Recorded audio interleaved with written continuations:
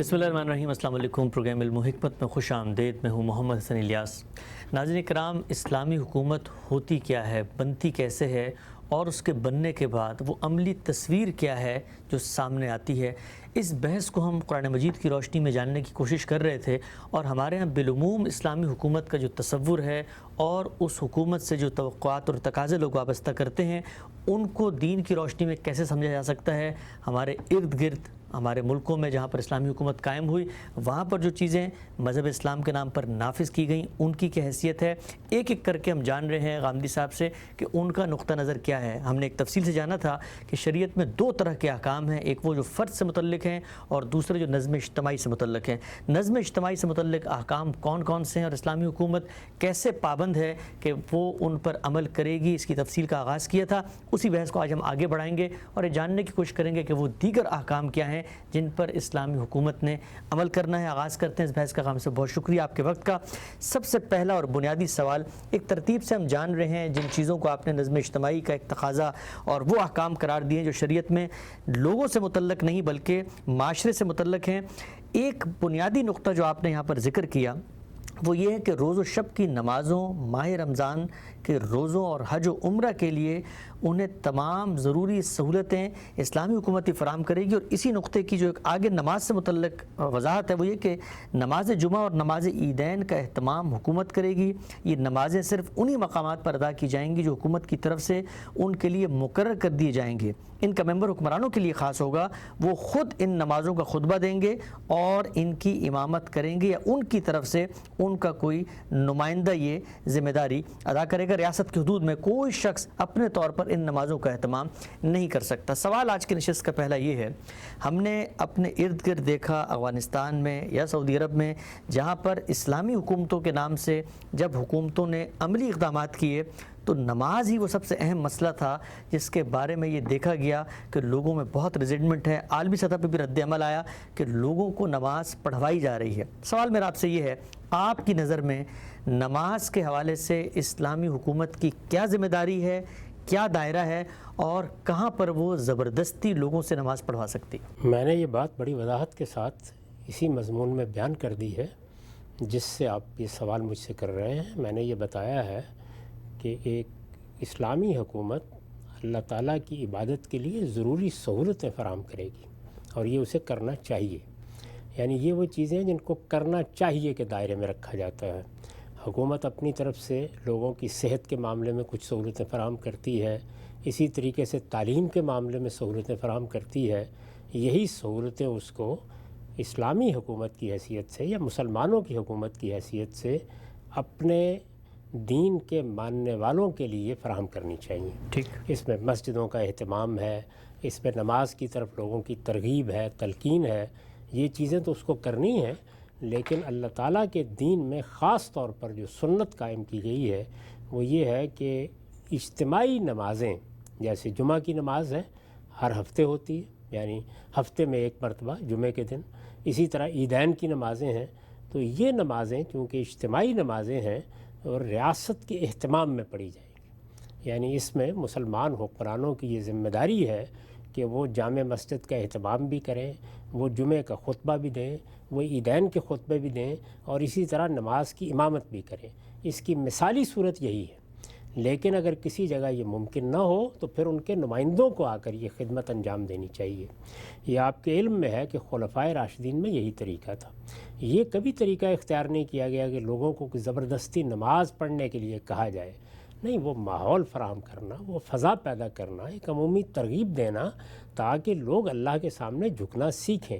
ظاہر ہے کہ جب حکمران خود بھی اللہ کے سامنے سر بسجود ہوں گے، اپنے ارباب حل و عقد کو بھی جو ان کے ساتھ ذمہ داریاں انجام دے رہے ہیں اس کا پابند رکھیں گے اور جمعے کا اہتمام اس طریقے سے ہوگا، اسی طرح عیدین کا اہتمام اس طریقے سے ہوگا، تو بس یہ بہت کافی ہے کہ اس کے نتیجے میں نماز کے لیے، اللہ کی یاد کے لیے، اللہ کی بندگی کے لیے، اللہ سے اپنے تعلق کو مضبوط رکھنے کے لیے ایک فضا معاشرے میں رہے۔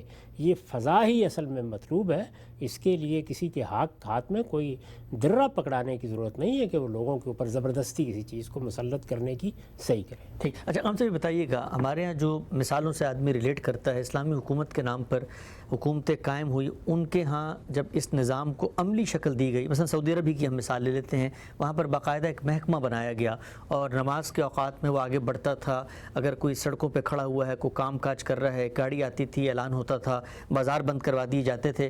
تو سہولیات فراہم کرنے کے لیے تو چلیں آپ نے مسجد بنا دی، اس میں بجلی کا بندوبست کر دیا، صفائی کا بندوبست کر دیا، لیکن عملی طور پر اس کے بعد کیا لوگوں کو مائل بھی کیا جائے گا، قائل بھی کیا جائے گا، لے کے بھی جایا جائے گا؟ کیونکہ قانون کی ایک طاقت، قانون کا ایک روب نظر آتا ہے نماز جیسی ایک چیز کی انجام دہی میں، تو عملی صورت پر کیا بنے گی؟ نہیں، یہ دو بالکل الگ الگ چیزیں ہیں۔ یعنی کسی شخص کو گھر سے نکال کے اس سے یہ کہنا یا زبردستی کرنا، یہ وہاں بھی نہیں ہوتا تھا۔ جو کچھ کیا جاتا تھا وہ یہ ہے کہ آپ بازار میں ہیں، آپ نے دکان کھول رکھی ہے، آپ کاروبار کر رہے ہیں، تو اس میں عام طور پر وہ لوگ آ جاتے تھے جن کو یہ ذمہ داری دی گئی تھی کہ وہ ان سے یہ کہیں کہ اب آپ اپنی دکانیں بند کریں اور قریب کی مسجد میں جا کے نماز پڑھیں۔ یہ اہتمام انہوں نے کیا تھا۔ یہ کوئی ضروری نہیں ہے کہ آپ ایسا کریں، تاہم اس کے اوپر وہ اعتراض نہیں کیا جا سکتا کہ لوگوں پر کوئی زبردستی کی جا رہی ہے۔ آپ راہ چلتے کسی آدمی کو مارنا شروع کر دیتے ہیں، پیٹتے ہیں، یا اس سے یہ کہتے ہیں کہ تم یہاں کیوں ہو، تمہیں تو مسجد میں ہونا چاہیے۔ تو یہ وہ چیز ہے کہ جس کے اوپر اعتراض ہونا بھی چاہیے، اور اگر لوگوں نے اعتراض کیا ہے تو غلط نہیں کیا۔ عمومی فضا پیدا کرنا، یعنی اصل میں اسلام کیا چاہتا ہے؟ وہ یہ چاہتا ہے کہ مسلمانوں کا معاشرہ ہے، تو یہاں جن لوگوں کو مسلمانوں نے نظم اجتماعی کی ذمہ داری دی ہے، وہ جس طرح باقی اپنی ذمہ داریوں کو ادا کریں، اسی طریقے سے مسلمانوں کی عبادات کے لیے بھی ایک ایسا ماحول ضرور فراہم کریں کہ جس میں وہ یہ محسوس کریں کہ وہ سب کے سب مل کر اپنی اجتماعی حیثیت میں اپنے رب کے سامنے سر بسجود ہوتے ہیں۔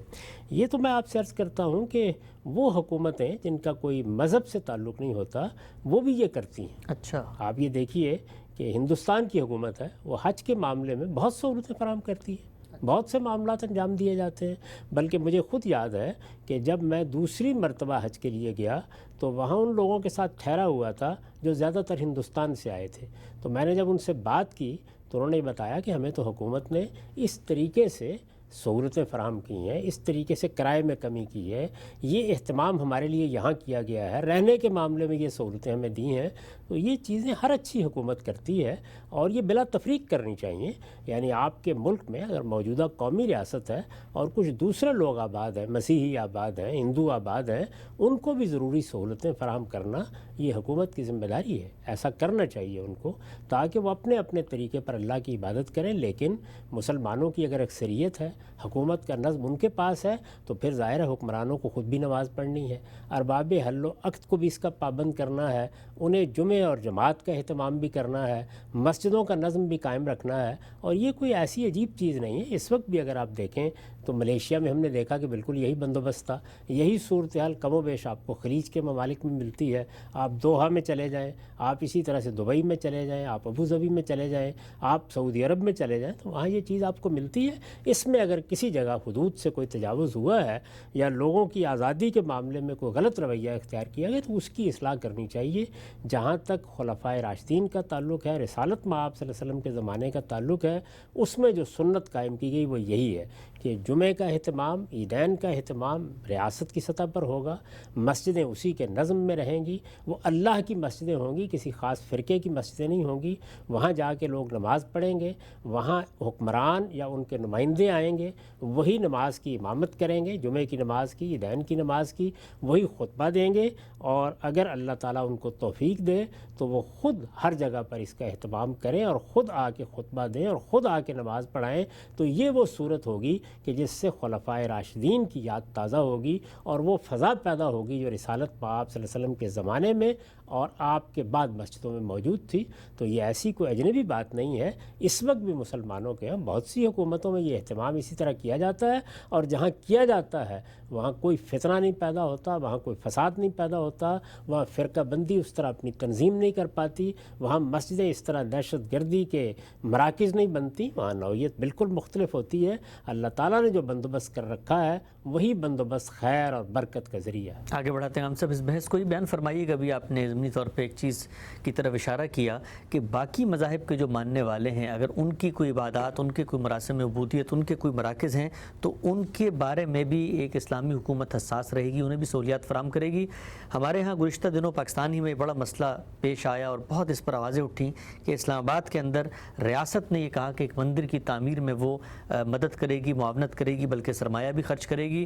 تو جو استدلال پیش کیا وہ یہ تھا کہ اگر مسلمانوں کی حکومت ہے تو وہ شرک جیسے کبھی فعل، ایک ایسے شنی فعل کے لیے کیسے آگے بڑھ کے مسلمانوں نے جو پیسہ دیا ہے سرکار کو، اس کو آپ لوگوں کو ایک اس طرح کی بڑے اور گھنونے قسم کے، اس کو آپ کہتے ہیں، عمل کے لیے آمادہ کرے گی کہ اللہ تعالیٰ کے ساتھ بتوں کو شریک کیا جائے اور ریاست اس کے لیے پیسہ دے گی، تو پھر اس استدلال کا کیا جواب ہوگا؟ اس میں نہ کسی اس طرح کی چیز کو فروغ دینا پیش نظر ہے، نہ حکومت اس کے لیے کوئی اہتمام کر رہی ہے۔ ایک پوری کی پوری کمیونٹی موجود ہے، وہ لوگ اس ملک کے شہری ہیں، وہ ہندو ہو سکتے ہیں، وہ بدھ مت کے پیرو ہو سکتے ہیں، وہ مسیحی ہو سکتے ہیں، وہ لوگ بھی اسی طریقے سے ٹیکس دیتے ہیں، اسی طرح سے حکومت کے نظم میں شریک ہوتے ہیں۔ میں نے اس موقع کے اوپر بھی جب یہ سوال مجھ سے کیا گیا تھا تو بہت وضاحت کے ساتھ یہ بتایا تھا کہ موجودہ زمانے میں جو قومی ریاستیں قائم ہوئی ہیں، سب سے پہلے ریاست کی نوعیت سمجھنی چاہیے۔ جو قومی ریاستیں قائم ہوئی ہیں، یہ قومی ریاستیں اس اصول پر قائم ہوئی ہیں، نیشن سٹیٹس ہیں، اور یہ پہلی دوسری جنگ عظیم کے فاتحین نے قائم کی ہیں۔ ایک نیا نظم دنیا کے اندر بنایا گیا ہے، یہ اس اصول پر قائم ہوئی ہیں کہ اس علاقے میں جو لوگ بھی بستے ہیں وہ سب کے سب اس ریاست کے برابر کے شہری ہیں۔ لہٰذا جب مسلمانوں کی حکومت ہو اور وہاں اکثریت مسلمانوں کی ہو تو یہ کیسے ہو سکتا ہے کہ وہ اپنی اس ذمہ داری کو ادا نہ کریں؟ یہ در حقیقت کسی چیز کو فروغ دینا نہیں ہے، بلکہ پہلے سے جو چیز موجود ہے اس کے لیے اس مذہب کے، اس نقطہ نظر کے ماننے والے لوگوں کو سہولتیں بہم پہنچانا ہے، اور یہ در حقیقت مسلمانوں کی حکومت کی بھی ذمہ داری ہے، ہر حکومت کی ذمہ داری ہے کہ وہ اس میں خدمات انجام دے۔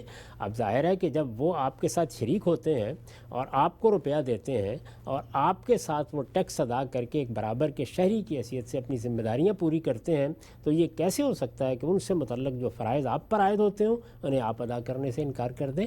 اس کی یہ تعبیر ہی میرے نزدیک درست نہیں ہے۔ یہ معاملات مسلمان کر رہے ہوں تو تب قابل اعتراض ہوتے ہیں۔ ٹھیک ہے، ہم سے آگے بڑھاتے ہیں اس بحث کو۔ یہ بیان فرمائیے گا کہ یہاں پر ذکر ہوا نماز کے ساتھ ساتھ روزوں کے حوالے سے بھی، اور ہم یہ دیکھتے ہیں چونکہ پاکستان کے بارے میں یہ دعویٰ کیا جاتا ہے کہ مسلمانوں کی اکثریت ہے، لہٰذا جو اسلام کے تقاضے ہیں انہی پر عمل درآمد ہوگا۔ رمضان میں روزوں کے حوالے سے باقاعدہ ایک قانون نافذ ہے، اس کو احترام رمضان آرڈیننس کہا جاتا ہے، اور کہا یہی جاتا ہے کہ اسلامی حکومت اس کا اہتمام کرے گی، اور وہ کر رہی ہے کہ اگر کوئی رمضان میں روزہ توڑ رہا ہے، کھا رہا ہے، تو پھر اس کو نہ صرف یہ کہ جرمانہ کیا جائے گا بلکہ ایسی جگہوں پہ چھاپے بھی مارے جائیں گے۔ تو عملی تصویر جو سامنے آتی ہے وہ یہی ہے کہ اگر کسی نے کچھ پکڑا ہوا ہے ہاتھ میں تو اس سے لے لیا جائے گا، ریسٹورنٹس کے آگے پردے لٹکا دیے جائیں گے، اور باقاعدہ قانون کی طاقت سے لوگوں کو مجبور کیا جائے گا کہ وہ کھانے پینے کا معاملہ نہ کریں۔ اس عمل کو آپ کیسے دیکھتے ہیں؟ میں کبھی بھی اس کا حامی نہیں رہا، میرے نزدیک اس طرح کی کوئی چیز کرنے کی ضرورت نہیں ہے۔ رمضان میں جو فضا پیدا ہوتی ہے وہ ایک تہذیبی چیز ہے، اس میں کلچر، ثقافت، کسی معاشرے کی روایات، ان کے باہمی تعلقات وہ چیزوں کو طے کرتے ہیں، اور لوگ اپنے طور پر اگر کسی چیز کے احترام کی کوئی روایت قائم کرتے ہیں یا کوئی رسوم قائم کرتے ہیں تو وہ قائم ہو جاتی ہیں۔ اس میں حکومت کو بالکل مداخلت نہیں کرنی چاہیے۔ میں نے جو بات یہاں لکھی ہے وہ یہ ہے کہ اب مسلمانوں کی ایک بہت بڑی اکثریت کو روزے رکھنے ہیں، اس کے لیے آپ کیا سہولتیں بہم پہنچا سکتے ہیں؟ مثلاً اوقات میں کیا کمی کر سکتے ہیں؟ کوئی ذمہ داریاں اگر لوگ ادا کر رہے ہیں اپنی ملازمت کے سلسلے میں تو اس میں ان کو کیا سہولت دے سکتے ہیں؟ روزے رکھنے کے لیے کیا مدد ان کی کر سکتے ہیں؟ یہ بالکل اسی طرح ہے جس طرح نماز کے لیے آپ نے مسجدوں کا اہتمام کر دیا، روزوں کے لیے آپ نے سہولتیں بہم پہنچا دیں، حج کے لیے آپ نے پروازیں جاری کر دیں، آخر حج کا اہتمام کرتی ہیں نا حکومتیں۔ تو یہ وہ سہولتیں ہیں جن کا یہاں ذکر کیا گیا ہے۔ ان میں نہ اس چیز کی ضرورت ہے کہ کوئی جبر کیا جائے، نہ اس چیز کی ضرورت ہے کہ اس طرح سے لوگوں کو پکڑ پکڑ کر روزے رکھوائے جائیں یا ان کو کہیں بند کیا جائے۔ یہ چیزیں میں اس سے پہلے عرض کر چکا ہوں کہ سب کی سب تبلیغ کا، تلقین کا، نصیحت کا، ہدایت کا موضوع ہونی چاہیے۔ اسی مقصد کے لیے بار بار میں نے گزارش کی ہے کہ اسلامی نظام میں اس بات کو یا اسلامی حکومت میں اس بات کو لازم کیا گیا ہے کہ جمعہ کا ممبر حکمرانوں کے لیے خاص رہے.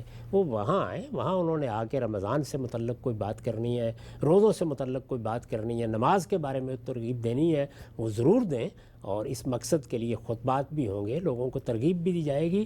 لیکن اس طرح کی چیزوں کو جب آپ قانون کی طاقت سے نافذ کرنے کی صحیح کرتے ہیں تو اس سے بڑی خرابیاں پیدا ہو جاتی ہیں. اس کے نتیجے میں خود عبادات کے معاملے میں جو حقیقی رویہ ہونا چاہیے وہ مفقود ہونا شروع ہو جاتا ہے. تو یہاں اگر آپ میری عبارت پڑھیں تو جگہ جگہ جو میں نے تعبیر اختیار کی وہ یہ کہ سہولت بہم پہنچائی جائے, لوگوں کو وہ تعاون میسر آئے جو ایک اچھی حکومت کو میسر کرنا چاہیے. یہ چیز ہے جس کو یہاں پیش نظر رکھنا چاہیے. وہ روزوں کے معاملے میں بھی, عمرے کے معاملے میں بھی, حج کے معاملے میں بھی, نماز کے معاملے میں بھی ایک اسلامی حکومت, ایک اچھی حکومت کی ذمہ داری ہے.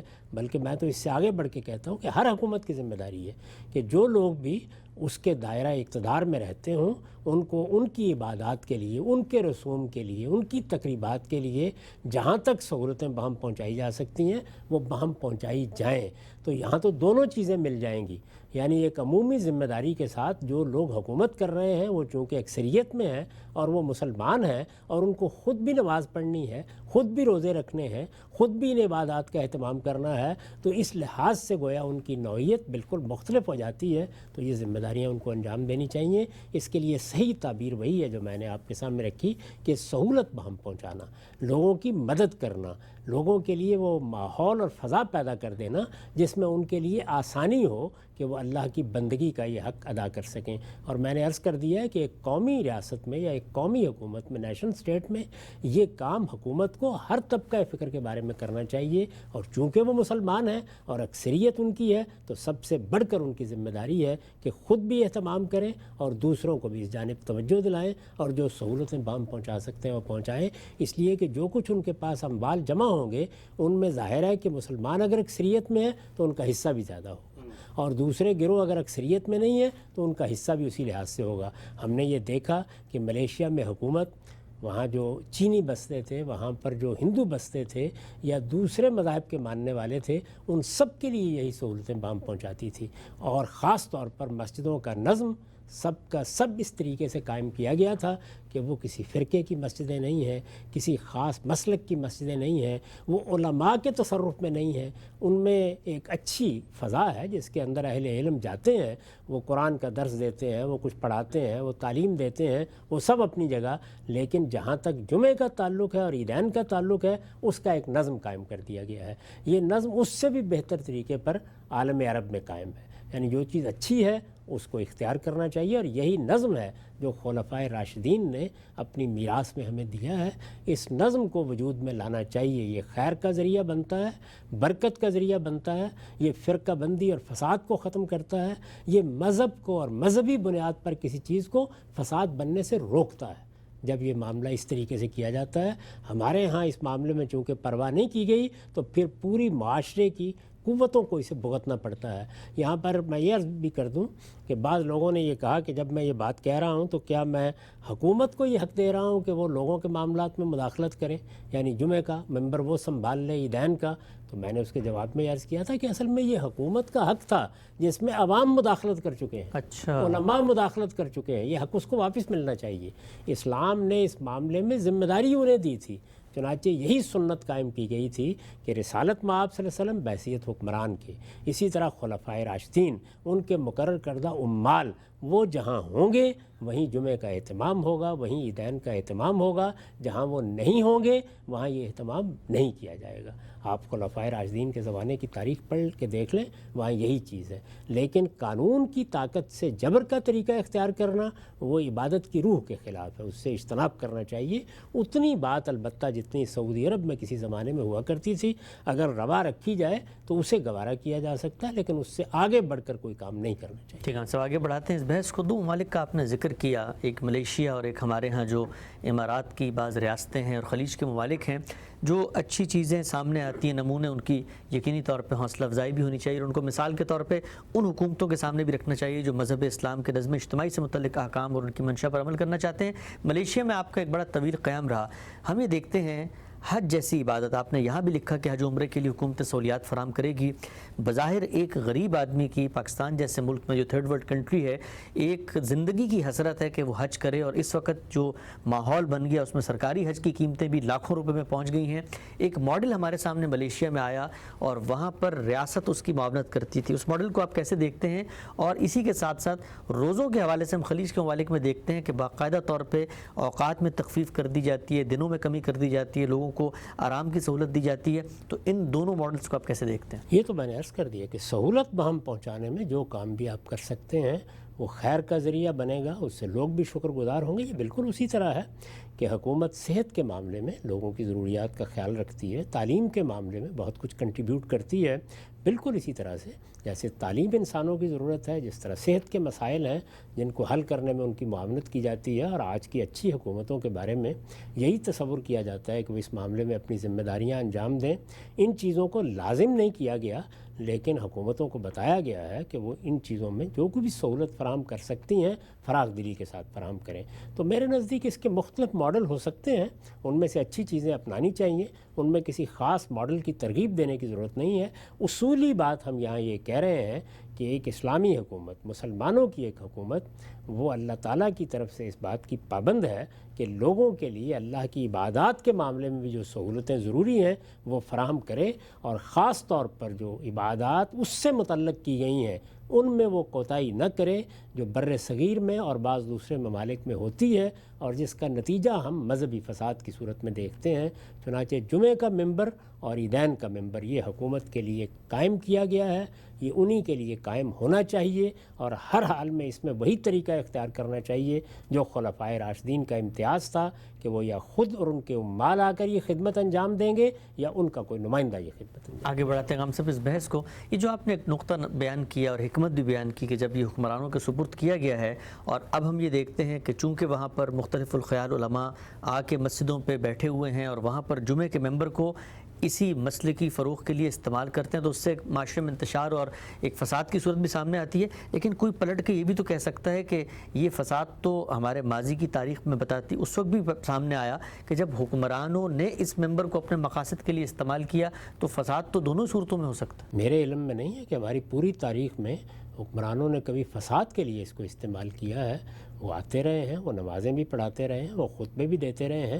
یہ صحیح ہے کہ اگر کسی نے فساد برپا کرنے کی کوشش کی ہے یا وہ ممبر پر آئے ہیں اور ان کے معاملے کو غلط رویہ اختیار کیا ہے، تو چونکہ ملوکیت تھی اور ملوکیت عام طور پر اپنے ساتھ اختلاف کو گوارا نہیں کرتی، تو ان لوگوں کے بارے میں کسی موقع کے اوپر کوئی سخت اقدام کیا گیا ہے۔ ورنہ عام طور پر آپ دیکھیں مسلمانوں کی پوری تاریخ میں مسجدوں میں یا اسی طرح سے مدارس میں وہ چیزیں کبھی پیدا نہیں ہوئیں جو موجودہ زمانے میں ہم دیکھ رہے ہیں، اور اس وقت بھی جہاں جہاں یہ نظم قائم ہے وہاں آپ کو اس کے کوئی آثار نظر نہیں آتے۔ لوگ ان سے باہر نکل کے کچھ انتہا پسندی اختیار کر لیتے ہیں، لیکن مجموعی حیثیت سے نظم قائم رہتا ہے، اور یہ جگہیں لوگوں کے لیے اللہ کی عبادت کی جگہیں رہتی ہیں۔ ان کی عزت، ان کا احترام، ان سے مسلمانوں کا تعلق، ان میں باہمی یگانگی یہ اسی طرح قائم رہتی ہے جس طرح یہ قائم رہنی چاہیے۔ البتہ ہر مسجد کا دروازہ صاحب علم لوگوں کے لیے کھلا رہنا چاہیے، وہ منگل کو، بدھ کو، پیر کو، صبح شام جب چاہیں وہاں تعلیم تدریس کی خدمات انجام دیں۔ لیکن جمعہ کا ممبر یہ بہرحال حکمرانوں ہی کے ساتھ خاص ہے، یا وہ آئیں گے یا ان کا کوئی نمائندہ آئے گا تو یہ نماز ہوگی۔ ٹھیک ہے صاحب، ایک نقطہ اور واضح کیجیے گا یہاں پر، جب آپ یہ فرماتے ہیں کہ جمعہ کا ممبر مسلمان حکمرانوں کے لیے خاص ہے، یہ بات جب آپ نے لکھی بھی اپنے مضمون میں، آپ بالعموم اس کو بیان بھی کرتے ہیں، تو علماء کے لیے اس میں ایک بہت اجنبیت محسوس ہوتی ہے کہ یہ بات شاید ایسے ہے کہ ریاست جو ہے وہ لوگوں کے اب مذہبی خیالات کو پابند کر دے گی، اور لوگوں میں بالخصوص علماء کو اس کی آزادی نہیں ہوگی کہ وہ اپنے اپنے نقطہ نظر پہ لوگوں کو قائل کریں۔ سوال میرا آپ سے یہ کہ جو مسلمانوں کا علم ہے، اگر یہ دین اور شریعت کا وہ حکم تھا جو نظم اجتماعی سے متعلق تھا، تو ہمارا ماضی کا علم اس کو کیا اسی طریقے سے بیان کرتا ہے؟ اور دور حاضر کے علماء کے لیے جب آپ یہ بات فرماتے ہیں تو اتنی اجنبیت کا باعث کیوں ہوتی ہے؟ بر صغیر میں تو آپ جانتے ہیں کہ اکثریت احناف کی ہے، ان کی ہر کتاب میں یہ بات لکھی ہوئی ہے۔ کون آدمی ہے کہ جو اس کا انکار کر سکتا ہے؟ عام طور پر لوگ یہ کہتے ہیں کہ ہمارے حکمران تو دین کو نہیں جانتے، وہ خطبہ کیا دیں گے، وہ تقریر کیا کریں گے. تو میں نے یہ عرض کیا تھا کہ جب یہ ذمہ داری ان پر آئے گی تو اس وقت وہ تقریر کرنا بھی سیکھیں گے، وہ خطبہ دینا بھی سیکھیں گے.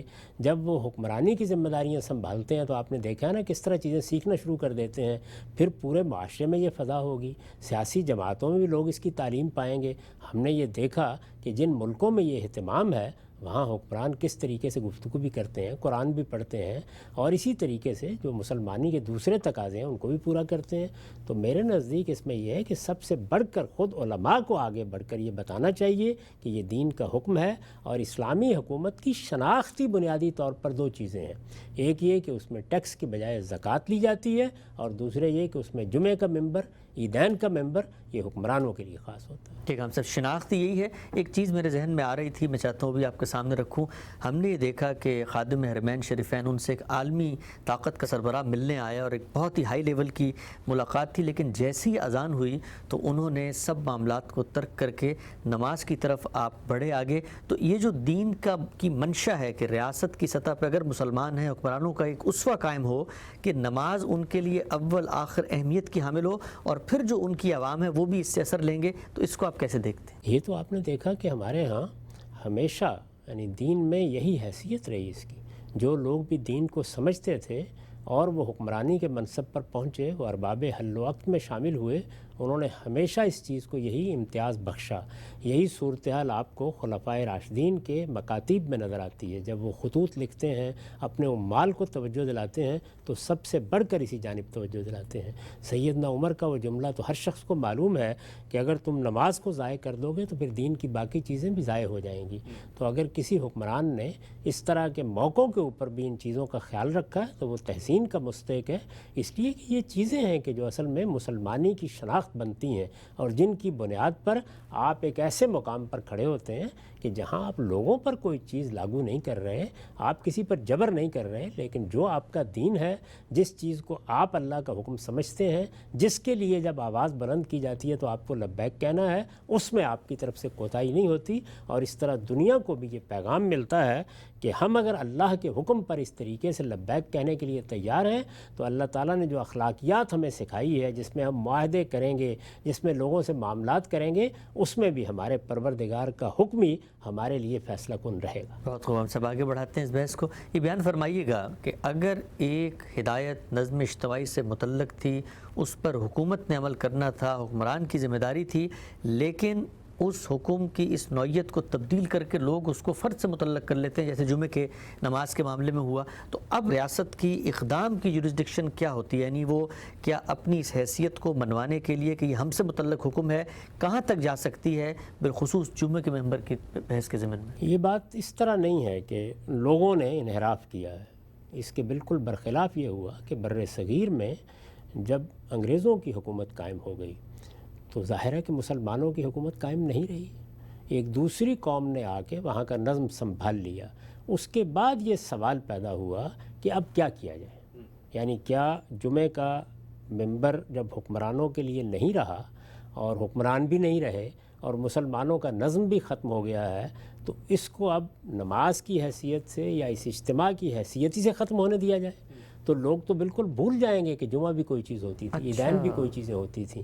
تو اس موقع پر علماء نے یہ اجتہاد کیا کہ ہم اس کو اب اسی طرح انجام دیتے رہیں گے. گویا یوں سمجھ لیجئے کہ مسلمانوں کا اگر اجتماعی نظم قائم نہیں رہا تو اتنی بڑی تعداد میں مسلمان کروڑوں میں یہاں موجود ہیں، ان کے علماء یا ان کے ذمہ دار لوگ یا ان کی وہ قیادت جس پر وہ کسی نہ کسی درجے میں اعتماد رکھتے ہیں، وہ اس کا اہتمام کر لیں گے. تو یہی بات ہے، آپ اگر اچھے علماء سے پوچھیں گے تو وہ آپ کو بتائیں گے کہ یہ اسی اصول پر قائم کیا گیا تھا. جس وقت مسلمانوں کے ہاتھ میں اقتدار آ گیا تھا، جس طرح کہ پاکستان میں آیا یا دوسرے ممالک آزاد ہو گئے، وہاں فوری طور پر یہ ممبر انہی کو لوٹایا جانا چاہیے تھا جن کے لیے اللہ نے اس کو خاص کر رکھا ہوا ہے. اس میں سب سے بڑھ کر حکومت کو اقدام کرنے کی ضرورت کیوں پیش آئے؟ علماء کو خود توجہ دلانی چاہیے. یعنی جب ہم یہ کہتے ہیں کہ اسلام، اسلامی شریعت، اسلام کا غلبہ، تو سوال یہ ہے کہ یہی تو ہم بتانے کی کوشش کر رہے ہیں کہ وہ چیزیں زیر بحث لائیے نا جو حکومت سے متعلق ہیں. یعنی جو فرد سے متعلق چیزیں ہیں ان کے بارے تو ہم نے اصرار کے ساتھ یہ بتایا ہے کہ ان میں مداخلت کا کوئی حق نہیں ہے حکومت کو.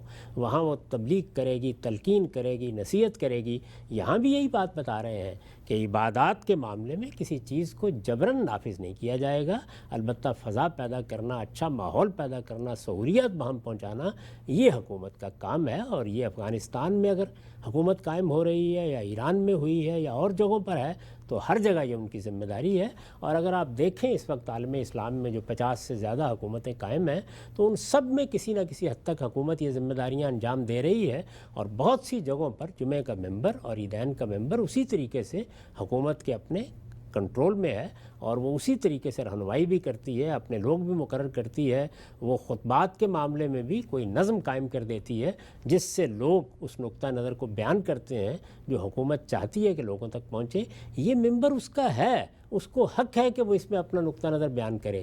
کسی صاحب علم کو اس سے اختلاف ہے، وہ کوئی بات واضح کرنا چاہتا ہے، وہ لوگوں کی تعلیم تربیت کرنا چاہتا ہے تو جمعہ کا ممبر کیوں، اس کے لیے باقی 6 دن کھلے ہوئے ہیں. وہ اس میں جائے، مسجد میں جا کے تعلیم دے، تربیت کرے. یہ آپ کو معلوم ہے کہ خلفائے راشدین کے زمانے میں امام مالک ہوں، اسی طرح کے اور بڑے بزرگ ہوں، وہ مسجدوں میں جاتے تھے، تعلیم بھی دیتے تھے، تدریس بھی کرتے تھے. مسجد نبوی میں تعلیم و تدریس کی ایک بڑی روایت قائم رہی ہے. لیکن جمعہ کا ممبر بہرحال حکمران یا ان کے نمائندوں ہی کے لیے خاص رہا ہے. ٹھیک، ہم سب آگے بڑھاتے ہیں اس سلسلے کو. نظم اجتماعی سے متعلق ایک بہت ہی اہم فریضہ حکومت کے لیے، حکمرانوں کے لیے جو مسلمان ہیں کہ وہ نماز اور رمضان کے روزوں اور حج عمرہ کے لیے سہولیات فراہم کریں گے. اس کے اوپر جتنے ضمنی اشکالات تھے ہم نے آپ کے سامنے رکھے. بحث کو آگے بڑھاتے ہیں. آپ نے ایک نقطہ یہاں پہ لکھا ہے کہ یہ جو نظم اجتماعی جن لوگوں کے سپرد ہوگا وہ لوگوں پر عدل و انصاف کے ساتھ اور امرہم شورا بینہم کے طریقے پہ حکومت کریں گے. امرہم شورا بینہم کو ہم نے تفصیل سے سمجھا، لیکن آگے آپ لکھتے ہیں کہ ان کے قومی املاک اجتماعی ضرورتوں کے لیے خاص رہیں گے، انہیں نجی ملکیت میں نہیں دیا جائے گا، بلکہ اس طرح نشو و نما دی جائے گی کہ جو لوگ معیشت کی دوڑ میں پیچھے رہ جائیں ان کی ضرورتیں بھی ان املاک کی آمدنی سے پوری ہوتی رہیں. یہ ایک بہت ہی جس کو آپ کہتے ہیں منفرد اور نیا نقطہ نظر آپ نے بیان کیا، کیونکہ ہمارے ہاں عملی طور پہ جو تصویر سامنے آتی ہے وہ تو ایسی نہیں ہے. پہلا سوال اس حوالے سے میرا یہ ہے کہ یہ نقطہ نظر اخذ کیسے کیا، شریعت کے کون سے مصدر میں بات بیان ہوئی ہے کہ یہ جو اجتماعی ملکیت ہے اس کو مطلب سرکار اپنے ہی حق کے تصرف میں رکھے گی اور اس سے پھر آمدنی کے ذرائع پیدا ہوں گے اور لوگوں کی اس پہ مدد کی جائے گی؟ میں اس سے پہلے عرض کر چکا ہوں کہ اللہ تعالیٰ نے ٹیکس لگانے کے اختیار کو تو محدود کر دیا ہے، ظاہر ہے کہ متعین کر دیا ہے کہ یہ تو صحیح ہے کہ حکومت کو چلنا ہے تو لوگوں ہی کو اس کی ذمہ داری اٹھانی ہے. لوگوں کو ذمہ داری اٹھانی ہے، کتنی اٹھانی ہے، اس کے معاملے میں اللہ تعالیٰ نے یہ طریقہ اختیار کیا کہ بجائے اس کے کہ یہ کسی بادشاہ سلامت کی مرضی پر ہو، اس میں پارلیمان کے لوگ اپنے سیاسی مفادات کو سامنے رکھ کے لوگوں پر بار ڈالتے چلے جائیں، اللہ تعالیٰ نے آگے بڑھ کر یہ کام خود اپنے ہاتھ میں لیا اور زکوٰۃ کی شرح مقرر کر کے یہ کہہ دیا کہ یہ ایک عبادت ہے، عبادت کے جذبے سے ہونی چاہیے، یہ اللہ کی نظر ہے جو کچھ آپ روپیہ پیش کر رہے ہیں یا جو اموال آپ پیش کر رہے ہیں، اور یہ پھر حکومت کو دے دیے جائیں گے.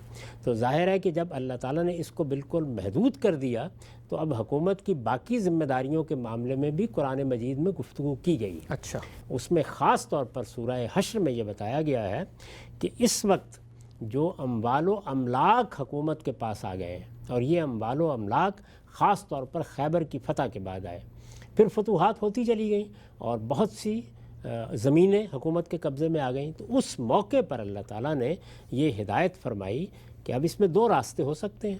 یہ جو اموال و املاک حکومت کے پاس آ گئے ہیں یہ اجتماعی ملکیت ہے. یہ بھی ہو سکتا ہے کہ اس کو لوگوں میں تقسیم کر دیا جائے، لوگوں ہی کے سپرد کر دیا جائے، اور یہ بھی ہو سکتا ہے کہ یہ حکومت ہی کے پاس رہیں اور قومی املاک کے طور پر ان کا نظم و نسق قائم کیا جائے. تو اللہ تعالیٰ نے یہ فرمایا کہ یہ دوسرا طریقہ اختیار کیا جائے. یعنی وہ قومی املاک کی حیثیت سے رہیں، وہ زمینیں بھی، وہ اموال بھی، وہ املاک بھی جو فرد کی ملکیت نہیں ہے یا نہیں ہو سکتے. جس طریقے سے مثال کے طور پر آپ جب ایک ملک بناتے ہیں تو اس ملک کی پوری زمین ہے. زمین کسی فرد کی ملکیت ہو ہی نہیں سکتی، اس لیے کہ وہ فرد کی ملکیت کہاں سے ہوگی؟ وہ تو اصل میں نیچے تک جا رہی ہے، اس کے اندر خزانے موجود ہیں، وہ تو صرف حق کے تصرف ہے جو آپ دیتے ہیں. میں نے گھر بنانا ہے, آپ نے دکان کھولنی ہے, اس کے لیے آپ تصرف کا حق دے دیتے ہیں. یہ بالکل اسی طرح سے ہے جس طرح کہ میں ایک گھر بناتا ہوں تو کرائے کے عوض میں تصرف کا حق دے دیتا ہوں آپ کو. تو اللہ تعالیٰ نے یہ رہنمائی فرمائی کہ یہ جو اموال و املاک بھی ہیں, یعنی زمینیں جتنی بھی ہیں, آپ یہ جانتے ہیں کہ سلطنتوں کی سطح پر زمینیں اس وقت قبضے میں آ گئی تھیں. سواد عراق کی زمینیں, سواد شام کی زمینیں, خود حضرت عمر کے زمانے میں اس پر بڑی تفصیلی بحث ہوئی اور آخر الامر قرآن مجید کے اسی حکم کے مطابق بندوبست کیا گیا کہ یہ سب کی سب قومی املاک رہنی چاہیے. قومی املاک ہیں تو ظاہر ہے کہ پھر آپ کو حق حاصل ہوتا ہے کہ آپ ان پر کرایہ عائد کریں. اسی کو ہمارے ہاں قدیم اصطلاح میں خراج کہا جاتا تھا. تو ان زمینوں کی حیثیت کے مطابق, ان کی پیداوار کے لحاظ سے, ان سے کیا فائدہ اٹھایا جا رہا ہے, آپ پھر یہ دیکھتے ہیں کتاب الخراج میں دیکھیں, کتاب الاموال میں دیکھیں, یہ بتایا گیا ہے کہ خلفائے راشدین نے ان پر کیا خراج عائد کیا. زمین کا کرایہ یا زمین کا لگان یا زمین کا خراج, یہ وہ چیز ہے کہ جو بندوبست کے لیے اختیار کی گئی. یعنی انہوں نے یہ نہیں کیا کہ وہ حکومت کا کوئی ایک نظم بنا دیں اور حکومت کے اس نظم کے تحت ایک بڑی بیوروکریسی وجود میں آ جائے اور وہ یہ کام انجام دیں. انہوں نے لوگوں ہی کے تصرف میں اس کو دیے رکھا. جو لوگ کاشت کر رہے تھے وہی کاشت کرتے رہے, جو ذمہ داریاں انجام دیتے تھے وہی انجام دیتے رہے, لیکن ان پر خراج عائد کر دیا. تو اب آپ یہ دیکھیے کہ ایک طرف آپ کے پاس زکوٰۃ کے اموال ہیں اور دوسری جانب جتنی بھی زمین ہے اور زمین کے نیچے جو خزائن ہیں, زمین کے نیچے جو خزائن ہیں ان میں تیل نکلتا ہے, ان میں سونا نکلتا ہے, ان میں بہت سی معدنیات ہیں. ان کے بارے میں پہلے ہی آپ جانتے ہیں کہ وہ اصل میں اجتماعی املاک ہی ہوتی ہیں. زمین بھی ایک ایسی چیز ہے کہ جو من جملہ اجتماعی املاک ہے, من جملہ قومی املاک ہے. اس کو بھی ایسے ہی رہنا چاہیے اور جو لوگ اس کو استعمال کر رہے ہیں ان کے اوپر آپ خراج عائد کر سکتے ہیں. یہ خراج ظاہر ہے کہ بالکل متعین بھی ہوتا ہے, علاقوں کے لحاظ سے, زمینوں کے استعمال کے لحاظ سے ہوتا ہے. اس میں اس طرح کے آمدنی خرچ کے حسابات بھی رکھنے کی ضرورت نہیں ہوتی. ہم خود یہاں دیکھ رہے ہیں امریکہ میں بالکل یہی طریقہ اختیار کیا گیا ہے. آپ یہ دیکھیے کہ کہا تو اس کو پراپرٹی ٹیکس جاتا ہے, لیکن اس میں اصول بالکل یہی اختیار کیا گیا ہے. تو اس اصول کے مطابق مسلمانوں کی جو حکومتیں قائم ہوئیں وہ بہت کچھ خراج کی مد میں جمع بھی کرتی تھیں اور اس رہنمائی سے بھی فائدہ اٹھاتی تھیں. وہ قرآن مجید نے سورہ حشر میں کی ہے, اور قرآن مجید نے جب وہ رہنمائی کی ہے تو اس میں یہ بھی بتایا ہے کہ یہ کیوں رہنمائی کی جا رہی ہے. تو اس میں یہ کہا گیا ہے کہ اگر یہ اموال و املاک لوگوں کی نجی ملکیت میں دے دیے جائیں گے تو اس کا لازمی نتیجہ یہ نکلے گا کہ یہ چند لوگوں کے ہاتھ میں ارتکاز کریں گے. اس وجہ سے یہ حکم دیا جا رہا ہے کہ قومی املاک ہی رہنی چاہیے اور ان کا نظم بھی اسی طرح سے قائم کرنا چاہیے جس کے نتیجے میں سب کے لیے فائدے کا بندوبست ہو. چنانچہ فرمایا کہ لا یکون دولتم بین الاغنیاء منکم, یعنی یہ ہم نے یہ ہدایت اس لیے کی ہے تاکہ وہ لوگ جو معیشت کی دوڑ میں پیچھے رہ جاتے ہیں ان کے لیے بھی بندوبست ہو, اور ایسا نہ ہو جائے کہ اس طرح کی ساری چیزیں بھی اغنیائی کے ہاتھ میں چلی جائیں اور وہی سب کے سب ان سے فائدہ اٹھا رہے ہوں. ان کا فائدہ لوگوں کے لیے ہو, عوام کے لیے ہو, حکومت کے نظم کے لیے ہو, اور جو مسلمانوں کے اجتماعی مقاصد ہیں یا کسی حکومت کے اجتماعی مقاصد ہیں ان کے لیے ہو. چنانچہ آگے پھر بتایا ہے کہ یہ اموال و املاک جو قومی املاک ہوں گی یہ کہاں کہاں خرچ کیے جا سکتے ہیں. تو وہ مدات اس کی بیان کی گئی ہیں جس میں یہ بتایا گیا ہے کہ یہ غریبوں کے لیے, مسکینوں کے لیے, کمزور لوگوں کے لیے, ان ضروریات کے لیے جو نظم اجتماعی پر عائد کی گئی ہیں. جس طرح ہم ابھی عرض کر رہے تھے کہ آپ کو بہرحال لوگوں کے لیے صحت کی ضرورتیں بھی لاحق ہوتی ہیں, آپ کو ان کی تعلیم کے لیے بھی بہت کچھ کرنا ہوتا ہے. موجودہ زمانے کی حکومتیں تعلیم اور صحت کے معاملات میں حساس بھی ہوئی ہیں اور لوگوں کی بھی توقعات ہوتی ہیں. اسی طریقے کا معاملہ دینی ضرورتوں کے بارے میں ہے, جیسے مسجدوں کا اہتمام ہے یا دوسری چیزیں ہیں. تو ان سب چیزوں کو سامنے رکھ کر قومی املاک کی اس آمدنی کو خرچ بھی ہونا چاہیے اور نظم اجتماعی کی دوسری ضرورتیں بھی اس سے پوری کرنی چاہیے. تو یہ گویا اگر آپ دیکھیں تو دو مدات بن جاتی ہیں کہ جن سے ایک اسلامی حکومت یا مسلمانوں کی ایک حکومت اپنے اموال جمع کرتی ہے, یعنی لوگوں کے کمائے ہوئے مال میں سے زکوٰۃ جس کی شرحیں اللہ تعالیٰ نے مقرر کر دی ہیں, اور میں یہ عرض کر چکا ہوں کہ وہ 2.5% ہی نہیں ہے, وہ بچت اور مال میں 2.5% ہیں, وہ پیداوار کی مختلف صورتوں میں 5, 10 اور 20% ہیں. تو اسی طریقے سے جیسے ان کو مقرر کر دیا ہے یہ حق بھی دے دیا ہے کہ کہ جو زمین یا اس کے اموال و املاک یا اس سے متعلق چیزیں یا اس کے خزائن جو ان میں دفن ہیں وہ سب کے سب قومی املاک ہی رہنے چاہیے، اور اگر عام لوگ ان کو استعمال کرتے ہیں تو ان سے آپ ان کا خراج لے سکتے ہیں۔ یہ اتنا بڑا ذریعہ آمدنی کا بن جاتا ہے کہ اس کے بعد حکومت کو کبھی کسی دوسری چیز کی جانب دیکھنے کی ضرورت بھی نہیں رہتی۔ خلفائے راشدین کے ہاں جو خوشحالی آئی اور جس طریقے سے وہ فضا پیدا ہوئی کہ جس میں لوگ اپنی زکوٰۃ لیے پھرتے تھے، کوئی لینے والا نہیں ہوتا تھا، وہ اصل میں اسی طریقے سے ہوئی۔ بہت ہی آپ نے تفصیل و خوبصورتی سے اس نقطے کو بھی واضح کیا۔ ایک ضمنی اشکال ذہن میں یہ پیدا ہوتا ہے کہ یہ جو پورا تصور ہے ملکیت کے حوالے سے، اسلام یا اسلامی حکومت جب اس پہ عمل کرتی ہے، ہمارے ہاں یہی تصور ان لوگوں کی جانب سے بھی سامنے آیا جو سوشلزم کے علم بردار تھے، اور ان کا نقطہ نظر بھی کم و بیش اس سے ملتا جلتا تھا۔ سوال میرا آپ سے یہ ہے کہ ان دو نقطہ نظر میں کیا کوئی تفاوت ہے، کیا کوئی فرق ہے؟ چونکہ وہاں پر بھی استدلال یہی کیا جا رہا تھا کہ یہ معاشرے کا حق ہے اور اس کو حکومتوں کی یا ریاست کی سرپرستی میں ہونا چاہیے، اور لوگوں سے لے بھی لی گئیں، تو پھر ان دو چیزوں میں کیا فرق ہے؟ زمین آسمان کا فرق ہے۔ یعنی وہاں تو یہ اصول قائم کر دیا گیا کہ لوگوں کے نجی کاروبار ہونے ہی نہیں چاہیے، یا وہ اگر ایسا کریں گے تو اس کے نتیجے میں کوئی بڑا فساد پیدا ہو جائے گا۔ اس سے انسان کے اندر جو ارج ہے، کمانے کا ارج ہے، جس طریقے سے وہ کاروبار کرتا ہے، وہ بڑے بڑے مارکے انجام دیتا ہے، ان سب کے راستے بند ہوئے، اور بالآخر کیا ہوا؟ 60-70 سال کے بعد آپ کو توبہ طائب کر کے پھر وہی راستہ اختیار کرنا پڑا۔ تو اللہ تعالیٰ کا دین بالکل فطرت پر مبنی ہے۔ تو یہاں یہ ہے کہ لوگوں کے اوپر کوئی پابندی نہیں ہے، وہ اپنے اموال پیدا کریں، وہ بڑے پیمانے کے اوپر اپنی فیکٹریاں قائم کریں، وہ بڑے پیمانے پر اپنے کاروباری ادارے قائم کریں، وہ ان کی بنیاد پر جو کمانا چاہتے ہیں کمائیں۔ اسی طرح سے تحقیق کے اور دوسری چیزوں کے معاملے میں جو کچھ اخراجات آپ دیکھتے ہیں اس وقت ہوتے ہیں، وہ سب انجام دیں، بڑی کمپنیاں وجود میں آئیں، بڑے ادارے وجود میں آئیں، انسان کے اندر جو نجی ملکیت حاصل کرنے کا ایک داعیہ اور جذبہ ہے وہ بھی اپنی جگہ پوری طرح قائم رہے، اس کے پورے اسباب بھی ہوں، لیکن وہ چیزیں کہ جو فرد کی ملکیت نہیں ہے یا نہیں ہو سکتی، وہ کیا ہیں؟ وہ زمین ہے جو اللہ تعالیٰ نے آپ کو دی ہے۔ یہ ظاہر بات ہے کہ ہے ہی نوعیت کے لحاظ سے ایسی چیز کہ یہ فرد کی ملکیت ہو نہیں سکتی۔ حق کے تصرف آپ دیتے ہیں کہ ٹھیک ہے یہ جگہ ہے آپ کی، اس کو آپ استعمال کریں، اس کے لیے یہ خراج ہمارے حوالے کر دیں۔ اسی طرح جو زمین کے اندر خزائن ہیں وہ بھی فرد کی ملکیت نہیں ہو سکتے، ان کا بندوبست جب آپ کرتے ہیں تو اس میں ظاہر ہے کہ معاشرہ بھی شریک ہوتا ہے، افراد بھی شریک ہوتے ہیں۔ چنانچہ آپ دیکھیے کہ انہوں نے بندوبست کس طریقے سے کیا خلفائے راشدین نے۔ وہی لوگ جو وہاں پہ کاشتکاری کرتے تھے وہی کاشتکاری کرتے رہے، وہ چیزیں ان کی ملکیت کی طرح ہی ان کی میراث میں بھی منتقل ہوتی رہیں، لیکن یہ بات بالکل واضح رہی کہ ان کو حکومت کو خراج بھی ادا کرنا ہے، اور یہ اصلاً ان کی ملکیت بھی نہیں ہے، یہ سب کی سب قومی املاک ہے۔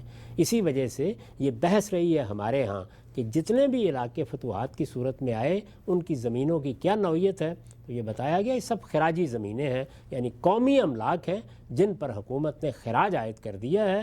لوگ ان کو ویسے ہی استعمال کرتے ہیں جس طرح کہ وہ اپنی ملکیت کی چیزیں کرتے ہیں، اسی طرح آگے منتقل بھی کرتے ہیں، لیکن ان پر یہ بات واضح رہنی چاہیے کہ یہ املاک در حقیقت کسی فرد کی املاک نہیں ہو سکتی۔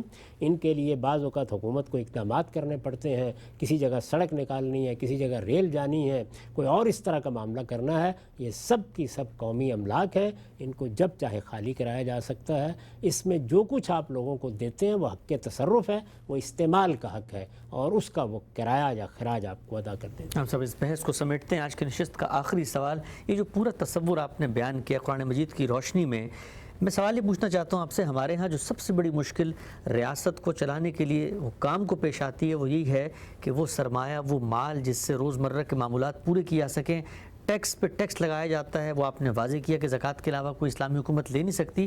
یہ جو معاملہ ہے، اس معاملے میں وہ جو نیٹ ہے جس میں لوگ اپنا سرمایہ، اپنا پیسہ دے رہے ہیں حکومتوں کو، وہ کس قدر عملاً بڑھ جاتا ہے؟ یعنی اس پورے حکم کی جو حکمت ہے اس پر اگر عمل کیا جائے تو اسلامی حکومت کیسے خوشحالی کی طرف جا سکتی ہے؟ چونکہ گھر تو متعین ہے، پراپرٹیز متعین ہے، اگر کوئی ٹیکس حکومت پراپرٹی کا خراج لیتی ہے تو اس میں تو کوئی دھاندلی کا بھی امکان باقی نہیں رہتا۔ بڑی حد تک، یعنی بڑی حد تک کوئی امکان باقی نہیں رہتا، اس لیے کہ پوری کی پوری زمین آپ کے سامنے موجود ہے، آپ نے طے کر دیا کہ یہ قومی املاک میں سے ہے، اور اسی طرح جو اس کے اندر سے خزائن دریافت ہوں گے وہ بھی اسی طرح ہیں۔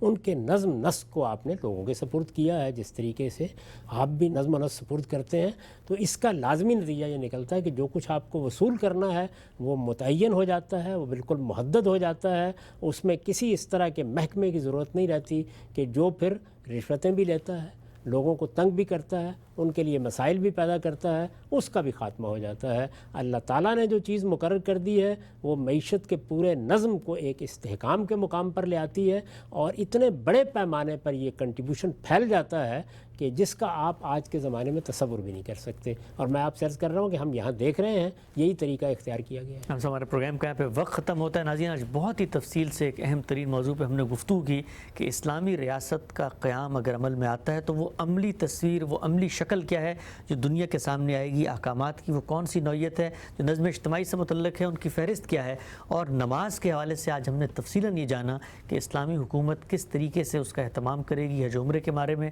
اس طرح روزوں کے بارے میں، اور پھر آگے بڑھ کے اسلامی حکومت کے ذریعے آمدن کے حوالے سے وہ اصول جو قرآن مجید نے دیا ہے، نظم اجتماعی کے وہ کون سے تقاضے ہیں جو ریاست سے متعلق ہوتے ہیں، یہ سب کچھ ہم جان رہے ہیں ایک ترتیب کے ساتھ۔ اس موضوع کو انشاءاللہ آئندہ نشست میں آگے بڑھائیں گے اور جانیں گے کہ وہ باقی کون سے دیگر احکام ہیں جن پر اسلامی حکومت نے عمل کرنا ہے۔ پروگرام کا یہاں پہ وقت ختم ہوتا ہے، اجازت دیجیے، اللہ حافظ۔